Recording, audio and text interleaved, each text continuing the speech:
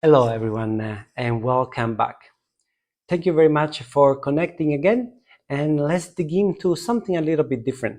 Today, April 15, 2025, many baggers got the news that Final Frontier Games is closing their business. They basically ran out of money. This is a sad news.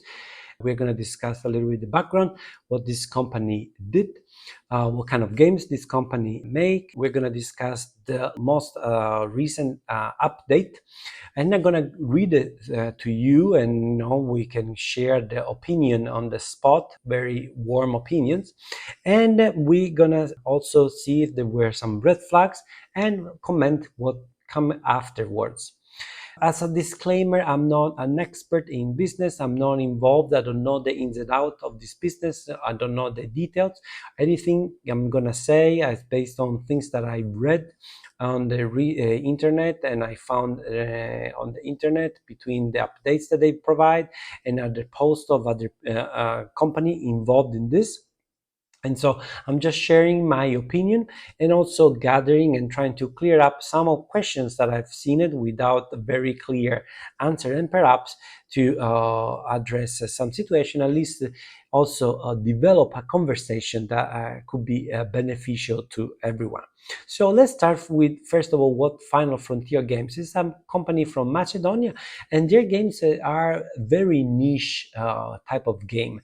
This is something that you don't find in the big stores, but they are always they always developed their game starting from a Kickstarter back to 2016.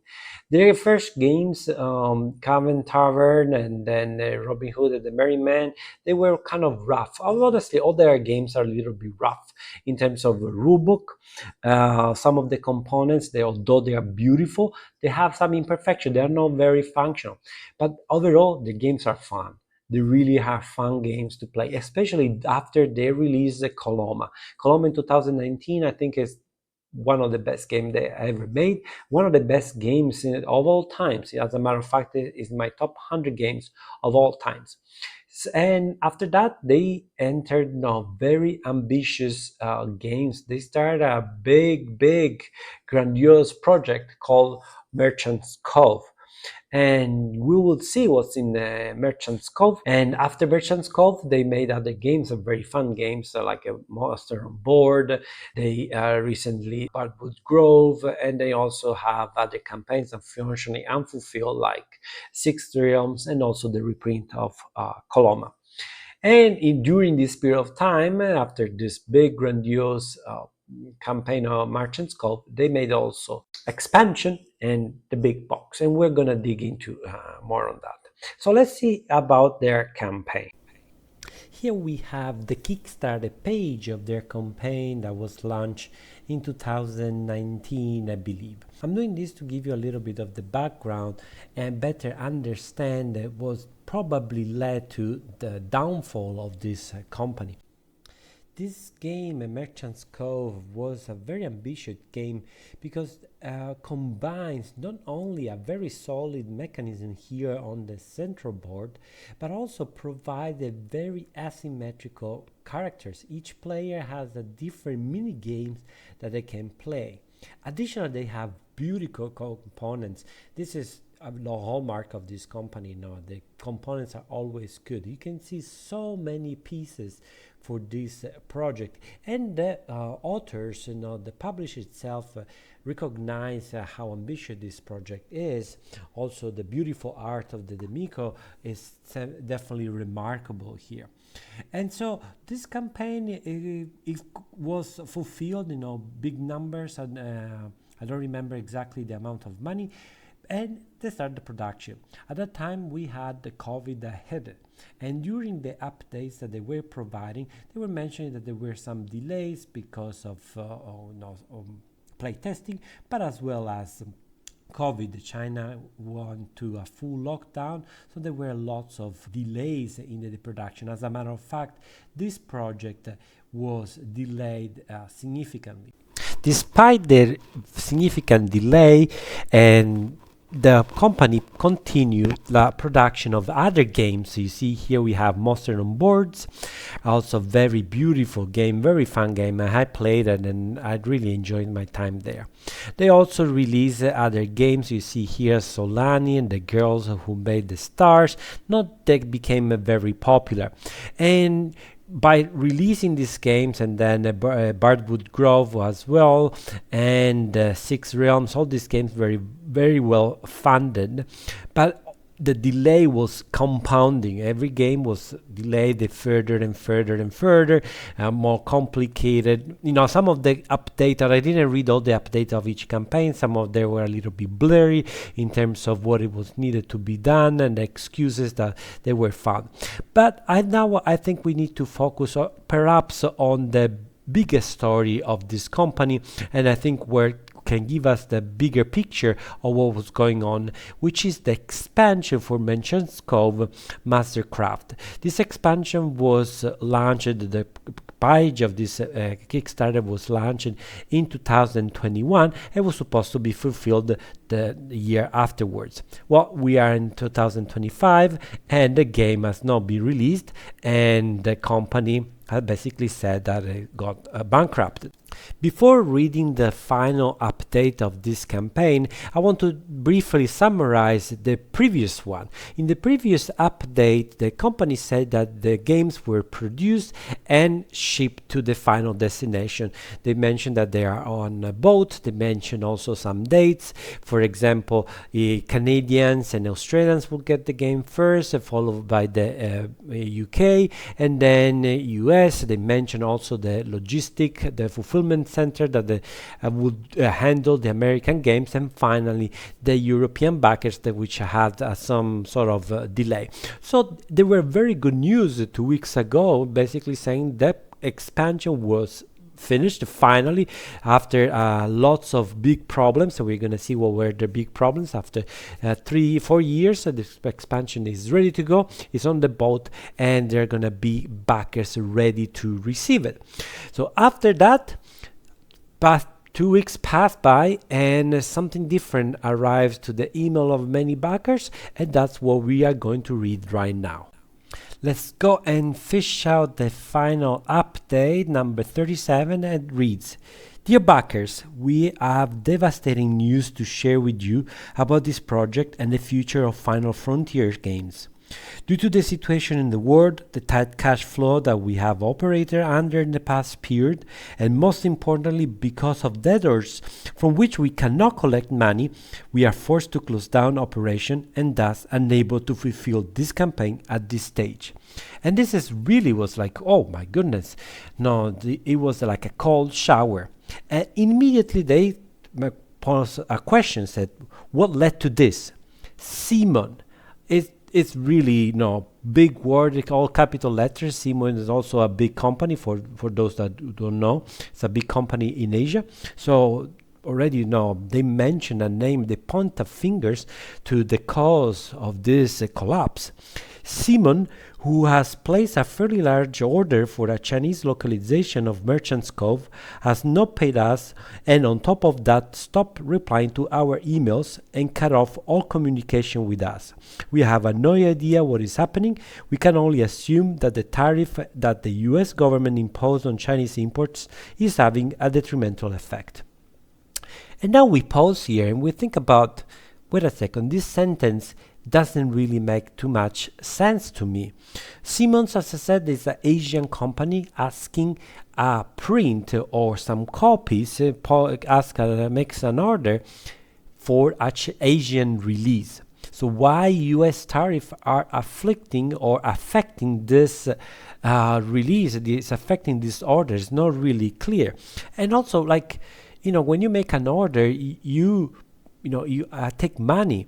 So what's happening? Is really Simon that the bad guy here? What was going on? But at the same time, there's also something a little bit weird. Why unfulfilled order can make a company collapse? This is something that is really striking there. And so you will see here there's a big theme and also discussion among many backers what is the real intent or the real thoughts of the company itself. But let's keep going and reading what's going on, and we'll discuss it later. We waited until the last day to receive the money from them, when it was possible to deliver this campaign with their funds. That day was as officially passed. The fact that they haven't replied to multiple emails sent to multiple people, including to one of the owners of the company, tell us that we won't be seeing that money anytime soon. While this amount may be peanuts for them, it has created a cascading domino effect on us. Also, this passage is very bizarre. Again, it seems like Simon promised money, they disappear, whatever, they are not, we don't have a Simon point of view at this point. And this big cascade of things is happening. And the thing is, right now, many people point at the fingers at Simon, but we need to pause on this. One order or one unfulfilled order cannot make collapse a whole company. So that's very important. And they seem a very many slippery slope or already slippery statement going on in this update. Because we can't deliver this game to you, we cannot, in good conscience, launch our next game, which was planned for next week, knowing that where this is headed. Since that campaign is out of the question, the dominoes have started to fall. Another bizarre statement here. So the next campaign cannot be launched because basically don't have enough money. And because cannot be launched, the company collapsed and started a domino effect. Why the money that you are raising for another game should impact your fulfillment, your capability to fulfill the current state or the current game. This expansion that was fulfilled 5 years ago. Doesn't really make sense to me. But again, I'm reading this, I'm exaggerating in my comments to perhaps delineate, draw a bigger picture that the company itself is trying to sugarcoating. I don't think they're trying to hide it or lying at all. They're just trying to sugarcoat a little bit the situation, and perhaps we're gonna get to the final conclusion on my overall opinion about who is managing this company. We can no longer sustain keeping our employees. Tragically, we are forced to lay them off after so many years working together. An amazing group of people which became extremely close friends. That's definitely very sad. Fulfillment centers, who have been pretty understanding of the situation, started sending invoice for the stocks we have with them. They'll start selling the non-Kickstarter stock we have with them in order to cover their expenses. So this is also another statement that I try to confirm, and from what I've seen, it's not true. It's true that the games are in the fulfillment center, but Final Frontier games disappeared. Those fulfillment centers are asking questions and they are not getting any answer, and they are not selling anything at the moment. The bank has started knocking on our doors to collect the loan that we took last year. This is, I think, a little bit more dramatic. Again, at least we don't know how long ago they took the loan, and we will see later on. Again, this is to highlight that all these pieces of information that just throw at you at the very beginning, they definitely give a strong impression to many people, but if you take a step back, there's something that is not really clear, it's not really matching up, it's something that doesn't really make much sense. In very short order, the little cash reserve that we had and the capital in stock in the warehouse started leaking without any immediate income because the bank is forced to collect. So even in an extremely unlikely event that they do decide to pay tomorrow, we are afraid that it might be too late. When they say they, will be Simon. If Simon pays the money, it will be great, everything seems to be solved. How's that possible? How much money Simon needs to give to them? How many copies did you order? This is a little bit too much. We cannot understate the gravity of the situation and the sadness of the fall of the company. We are emotionally devastated, sad, we are hurting, we are angry, and there is a big hole in our hearts that will take a long time to overcome, if ever. Just recently, we were tweaking ads for our next campaign, talking with the reviewers, etc., etc. Things seem to, we're going to some good direction, apparently. All our dreams and hope of vanishing, and families that put food on the table through Final Frontier games, that had a stable, creative, good paying job, etc. All this is very sad. While Simon was not the only part to blame for this unraveling, it was the final nail. So here it becomes a little bit more honest, in my opinion. Simon was the final nail that make it, all this House of Cards make to fall. We are truly sorry that we won't be able to make good on the promise we made to you. We will now go in details to what led to this situation. The original Merchant's Cove campaign was delivered in the height of the pandemic. If you were backing project back then, you remember that the talk of how freight costs have risen overnight and some publishers were forced to ask for more money from backers. We decided back then to eat those costs in order to maintain your goodwill with us, and because we were building a lifetime relationship with you, and for that we needed to trust us with our projects. This is true. This is at least according to the updates. This was a constant conversation during those updates. That extra cost has eaten all our profit that we had, and then some. The freight costs that we planned were around 27,000. We had 9 containers, and the price per container back then was around $3,000. By the time Merchant's Cove was loaded into boats, the bill we received was around 22,000 per container. Plus the last mile delivery prices spiked, meaning a planned bill of around 30k went to 250,000. These numbers, again, I'm not really following at this point. I assume is 250,000 total containers plus the last mile. We also received an order from distributor for Merchant's Cove, who by the time the game was produced, they canceled part of their order because of the pandemic. So that 250,000 unplanned expenses quickly went north to 350,000. This is also not 100% sure that this is what happened or the reason why they cancel. These are companies that have usually agreement with partners in local area for the translation, and what happened is if you delay your production, the company has to have a certain number of titles released in that year, and so if you don't release them when they expected, they move on, they pick up another game, and then you are left with less or nothing. And so during the production of this game there were many delays, pandemic, play testing, etc. So perhaps they cancel for that reason. That completely erased as our profit. We had to dip into funds from our other project, hoping that we would recover the losses quickly. And here we can read immediately the problem. They took money from funding from other projects to fulfill Merchant's Cove. And what happened here? Here you start spinning a spiral that is gonna dive lower and lower, because those money were meant for another game. So if you take those money for that game doesn't have enough money to be published, so you need to raise money somewhere else. So the goodwill is to some extent, you need to find money. It's nothing to you cannot escape. From that moment on, while we would have hundreds of thousands in stock, we had very tight cash flows reserves. We're a project or two behind, but we managed to make it work for the past 5 years, delivering games and starting to build the groundwork for a full recovery of the company. I think this is a little bit delusional if you think about to recover only by, making a new game, having a new fundraise, and take those money to put it back in 5 years ago of a project. This is not gonna work.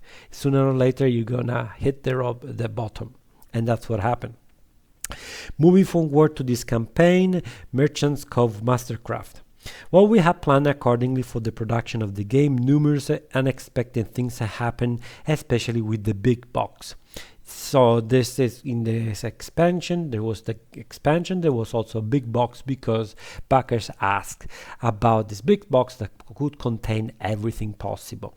And there were many problems in terms of size, art, and things that were not going well, and we'll read it here. As you remember, tweaking the big box took an extremely long time. That's true.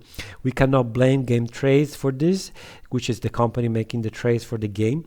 They had their own issues to deal with, but the fact that was that just the development of the big box added at least half a year to the timeline of this project. And when one project stalls, every other project stall where bills are coming in and must be paid. Also, we had to drastically increase the size of the big box, which increased our production, freight, and shipping costs. Just before we started production of this project, Pegasus and TCG Factory decided not to proceed with the localization of the game, even though we promised German and Spanish version of the game to you during this campaign. We cannot blame them for this. The project took too long to complete and they have to set release schedules. If a game is delayed, they need to quickly fill that calendar with other projects, and that's what I said just before that, right?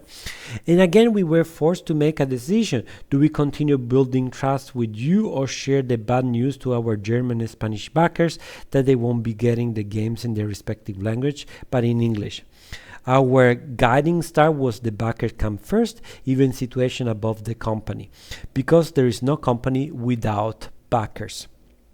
So we made the decision to do the localization version ourselves and provide our German and Spanish backers the version that they were promised to receive.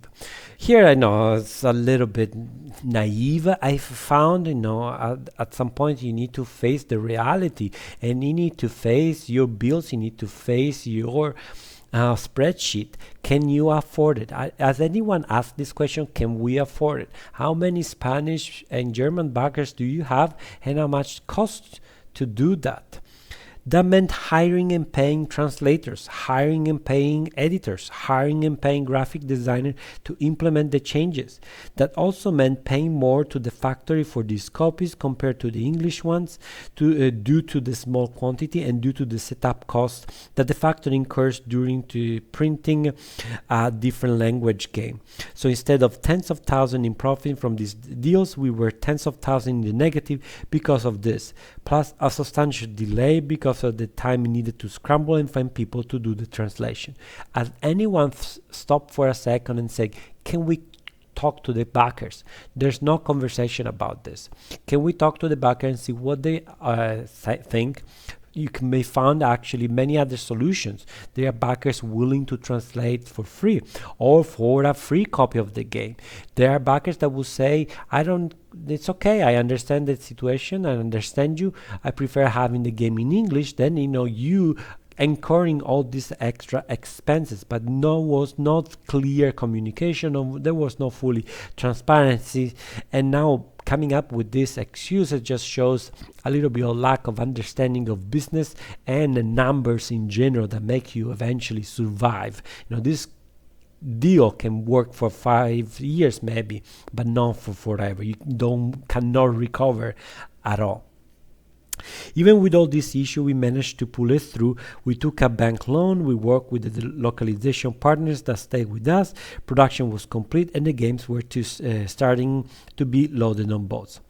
For our other outstanding project, the factory gave us a very long repayment period, basically producing those two projects at their expenses, and we repay the cost every time the company incurs profit until the balance is settled, with a plan in place for production of those games and the profit from the excess copies of Merchant's Code by selling it to distributors, as well as the localization deals that we put in place for Coloma and the Six Realms. There would have been enough funds to deliver those two projects also.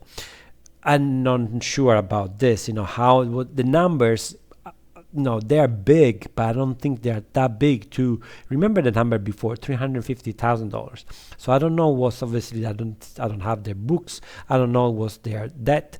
I don't think these big numbers can solve these problems.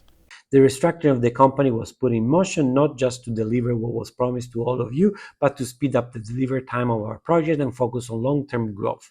We brought more work in-house. We signed 6 amazing games for the next 3 years. We were on ongoing discussion with investors and such and such and such. And then we have the big name slump again. All these plans came crashing when we realized that we won't be able to collect the money we were owed. With localization partners, the terms are almost always the following. They pay 50% of the invoice before we start production and 50% once production is complete. We didn't receive a cent from Simon. They requested a change of terms midpoint where the invoice will be paid in full before pickup. We agreed. This is Siemens. We were so proud that we will be working with one of the giants in the industry because, again, we were building trust and we saw them as a huge long-term partner who will help in our growth. Our hands have been tied because technically there is no timeline when they can pick up the games. They can pick up the games in 2 years from now and there's nothing we can do about it. On the contrary, we will probably be hit with the storage fee for their games. The fact remains that they haven't even bothered replying to our emails as of recently. And so here we have this, in briefly, Simon asked not to have their release in the Asian market. It seems ask a big print. And on the way, they decided to say, you know what, instead of paying 50% before and 50% after you finish printing it, we pay you in full after you deliver your games. And seems there's no timeline written whatsoever, and they agree just on the words that Simon is gonna do. Well, in business, there are no friends, and to me, there are no words. There are only things in black and white that you sign as an agreement. And should be a lesson for everyone, for them and for you if you want to planning your own business. Things can happen, not because people are malicious. Here seems like, I don't know if they are inferring there was some bad intention, but things happen. And so you, at the end of the day, you can be protected only by the white and black piece of paper that you both agreed, and as well as the cash. Cash is king. Cash is king. Cash is king. And so always have cash to do something, no matter how big is the payout, potentially the payout. Many times, people tell you something and they don't make it because they cannot make it or because they really were delinquent and they purposely deceived you. I don't know what's the case here, but definitely I can see here a big flow, perhaps a little bit naive, that you see a big name asking you to partner and you just basically lay the red carpet and they can do whatever they want. What's next, I'm not going to read. It's a very long fluff about how sad. I mean, they are devastated, their family here. I can read it for yourself. I would want to more or less put together what I think went wrong. At some point, definitely there is a mismanagement of money.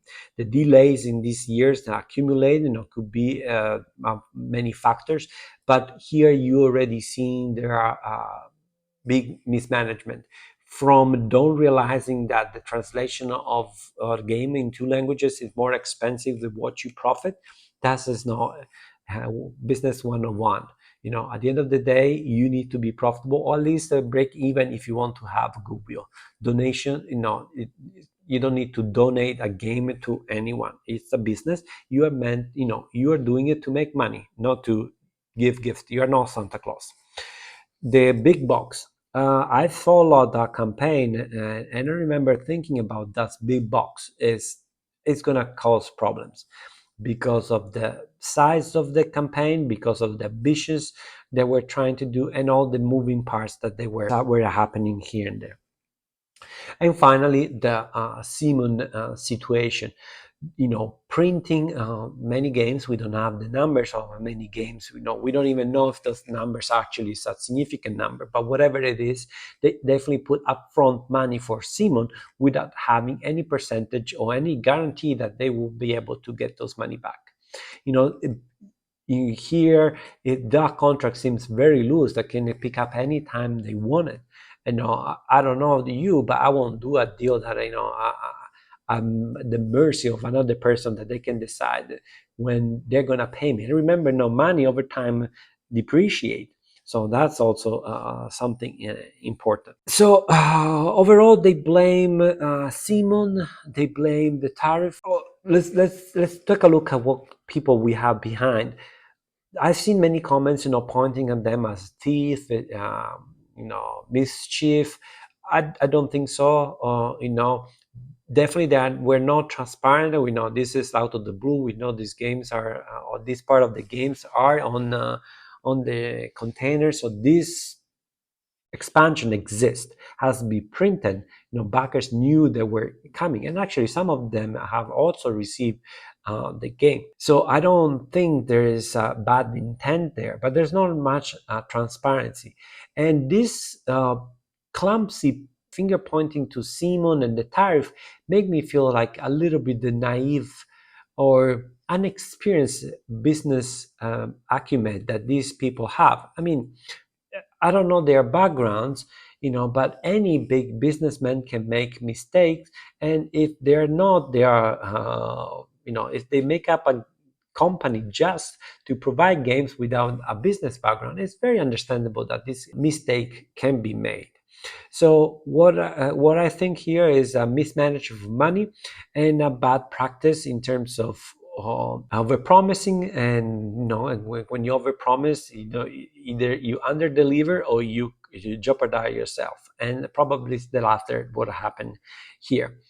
I'm very curious to see what Simon is gonna say. We haven't seen any reply yet. I'm very curious to see what's their opinion right now, and see how this situation evolves. Do we have red flags? Were there any red flags to make you feel this is something that it was about to happen, and can you avoid to happen if you see other project? I think there were some red flags. The first Merchants Golf delay, although delays are common in Kickstarter, showed that there were some communication problems, and there were just people really willing to bring the gains more than face the expenses. And the other problems, I think the very big red flag was after this campaign of the Mastercraft is the delay where start to compound. There were always delay, but there were new projects coming out. This is not uncommon. That there's a practice in the Kickstarter. People hopefully hope to make up losses of a previous game with the new campaign. So they use the money for the new campaign to fulfill the previous one. We don't know how much money has been used from the Six Realms and Coloma, the reprint. These games will not be delivered. They are not printed. They have huge delay. So perhaps those money up to produce the expansion for Merchants Golf, but they're not going to have another game to fulfill. There's that kind of Ponzi schemes of some sort. You need another game, another Kickstarter to fulfill the previous one. And this many other companies have thought they can escape, they can make it, they can break even with the next campaign, but never happens. When this is started, you have a snowball that you cannot escape unless you cut the cost. You said this campaign cannot be fulfilled, or you can go back to your backers and you ask for more money. And I've seen it both, and usually don't turns out to be good. They always, and if they have mismanaged millions, in this case millions of dollars, they will mismanage even peanuts, as they say. Another red flag is that you have this company fundraising in different website with different platforms. Final Frontiers always use Kickstarter, but they did their Coloma in the GameFound. This is a little bit suspicious. It was a little bit suspicious because Kickstarter doesn't allow you to have many unfulfilled projects and you launch another one. So it seemed to me like a stretch that we're trying to really have those extra cash, maybe, or because it was bizarre. It was bizarre that this is the only game that was in GameFound. That's also bizarre. So this is also a trend, seeing this company that jump back and forth to one system to another one. There's something. Kickstarter has a system to some sort, protect to some extent the backers, but obviously they are not. There is not their interest. Those were the red flags, and so every time you see companies that have many outstanding projects and then launch a new one with bigger, better. Be cautious. Be cautious. What are the possible outcomes? People are wondering what are the possible outcomes. These games are, some of them already in the US, some are there in UK, and they arrive in some others in Europe. What is the outcome? Well, the possible outcome is that this company will actually, it's done. Honestly, I think it's done. Even if a miracle happens and they win the lottery, they have lost the trust in terms of managing the money. So they are done, pretty much done. So the two scenario possible is that they liquidate everything, so they just disappear. Whatever stock present in whatever part of the world, the fulfillment center will dispose it in terms of selling it and make a few bucks out of it. Or one other possible outcome is that some other publisher will come in, buy their debt, buy their stock, and deliver the games. They claim to have many other games on the back burner, so they may incentivize investor to buy them out. And you may wonder what's the likelihood of both scenarios. I would say 50-50. I've seen it both cases. I've seen games that they were actually never printed and someone else came in and print them. I've seen other games just gone, and that happens. And there are a few lucky ones that got their expansion and the rest is just gone. Another scenario could be the fulfillment center will get their money, their games, and they will not deliver until they have additional money. So I've seen some conversation between backers and the fulfillment centers saying that for now they are not allowed to touch their stock. They need to communicate with the Final Frontiers games and waiting for the green light to ask money to the backers, because essentially the games, they still belong to the publisher, but they are stored in a location. So the fulfillment center in QML and for the US, for example, has just basically selling their space or renting the space to Final Frontier games to store the games there. And no, they need to send these games through whatever courier, USPS or FedEx or whatever, and those requires money. So they're not going to release them until they have the money to pay those carriers. So the idea is, if Final Frontiers games gives the green light, those fulfillment center may require money. They may contact the backers to ask additional money for those shipping. You may say, well, wait a second, I already paid for shipping. Well, those money for shipping, when were used for something else. Were supposed to be used for the fulfillment center, but they were used for something else. We don't know for what. Unfortunately, they were misused. So the good news is the games are there, and perhaps this is also very common, that Final Frontiers games will simply give the green light, and so the fulfillment center will send you an email. If you are involved, we will send you an email to collect your money, and you will receive the game. Why I do this? Well, I'm doing this just as a reminder, guys, as a reminder that things can happen. And I see so many people be very angry as Simon, angry at the tariff, angry at Final Frontiers. This is part of the business. There is a huge long disclaimer in Kickstarter or GameFound saying that it's a risk. They don't promise you anything. And so be mad is not what you should do. You remind yourself this is a risk that you have taken. It's not a shopping. It's not shopping. Kickstarter, GameFound is not shopping. It's a risk that you are taking. You put faith in a person or in a group of people to publish or create something, and you are giving them money with the risk that you may get nothing, or you may get a bad game, or you may get an excellent game. There's a risk. And so claiming, unfortunately, there are hundreds of dollars that people have spent.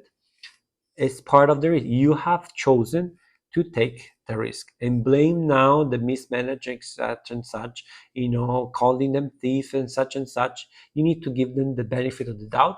They were in good faith, and they just made perhaps naive mistake. They were inexperienced, whatever, we don't know. And so we need to take in account that and accept that this is part of the of the business or the hobby that we are in. So that's it. Please leave in the comments what are your thoughts. If you are experienced, we can hopefully have an interesting conversation on the topic. I'm sorry for all these people. Definitely there are people suffering, but they are not the only one. It's happened many times, and it will probably happen again. This is business. It's a very difficult endeavor. Some people succeed, some people don't, and there's always a lesson to learn, and a lesson to learn also for us, or maybe a reminder that again is not a supermarket or a store where you buy games. It's just you having faith on good people to deliver a good product. And if you enjoyed this video, please like it, share with your friends, subscribe. You know the drill. This is not your first YouTube video, am I right? Thank you very much, and see you next time. Ciao.